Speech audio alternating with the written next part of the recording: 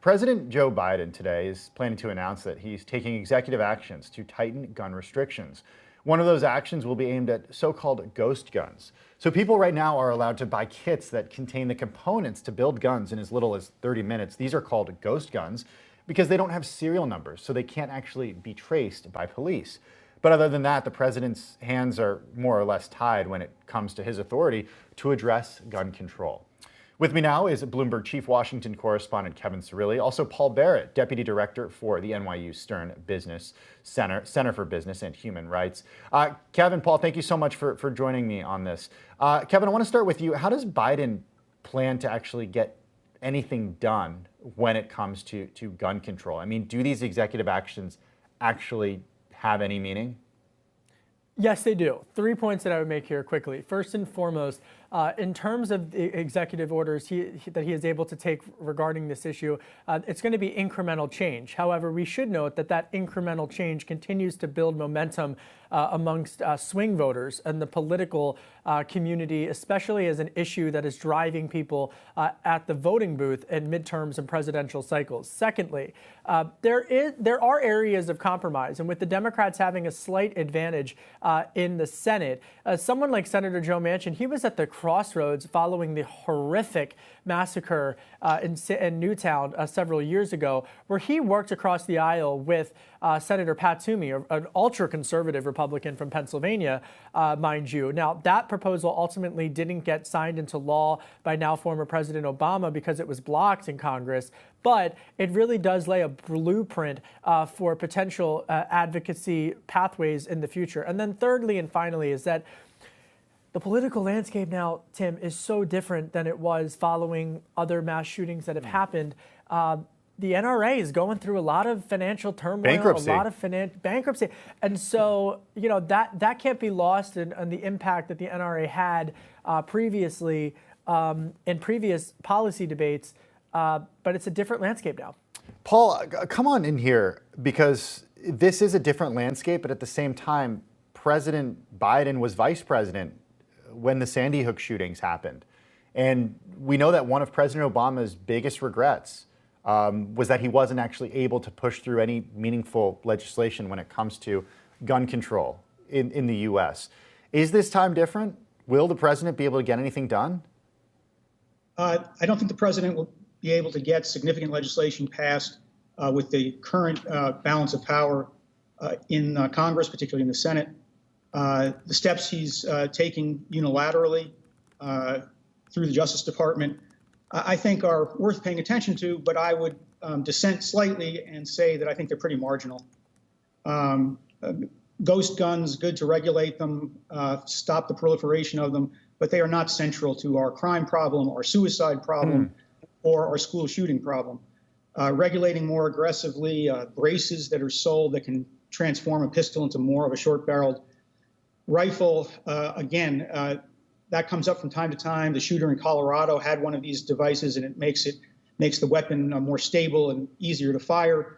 But again, that's not central to our crime or suicide problems. And finally, drafting a model red flag law, a law under which families or the police can go to a court and get a court order to take the guns away temporarily from someone who's a danger to themselves or to others, is fine. But all the Biden administration is doing is drafting a model law. They are not imposing a federal law. Some 19 states already have such laws. I think they make sense myself, but it's not clear to me that drafting a model law in Washington is going to cause any red states to pass these laws. So while obviously it's significant that Democrats at least nominally control both the House, Senate, and the White House, the gun issue is special.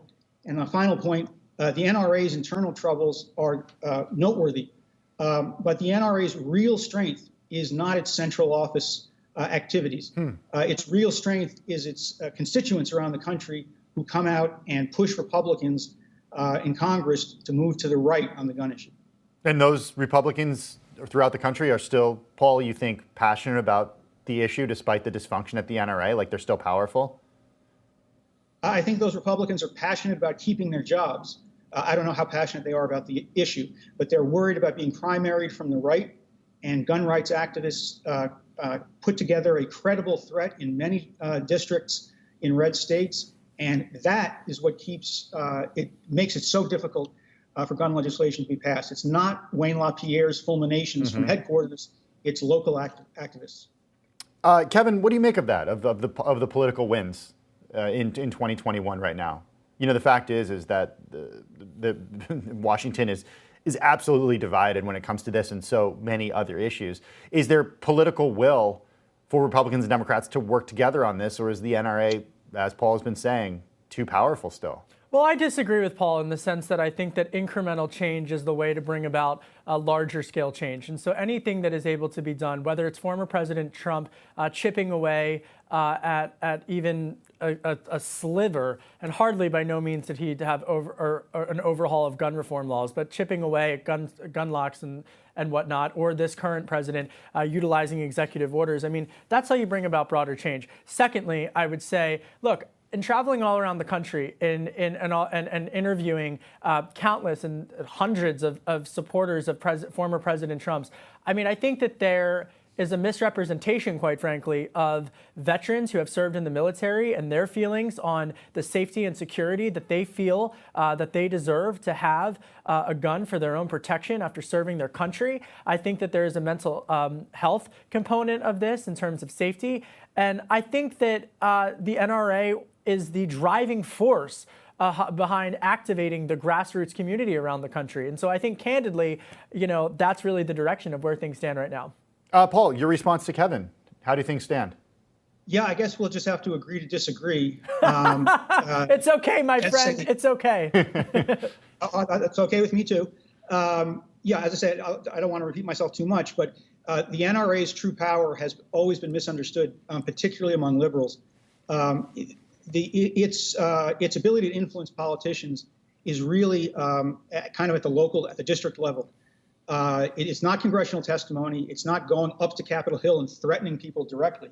It is individual gun owners, including veterans, including hunters, including lots of others, who are very worried, perhaps unrealistically, but nevertheless very worried about their guns being taken away from them. And they show up to town hall meetings. They send emails. They make old-fashioned phone calls. And that's the reason why members of Congress are so nervous about crossing, quote, the NRA, unquote. It's actually nervousness about crossing activists in their own home districts who they are afraid will support candidates to their right. So, Paul, based on your reporting, based on the work that you've done, what is the most effective way you think that the president can address gun violence in this country?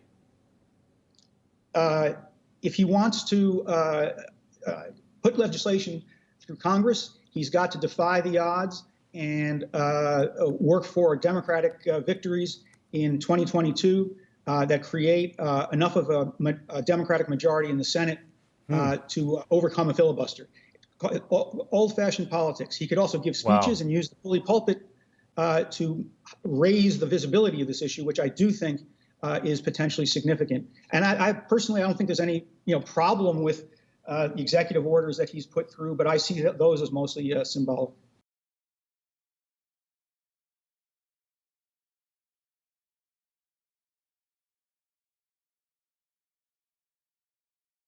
The biggest stories the moment they happen from around the globe. Subscribe to Bloomberg Quick Take now for insight in an instant.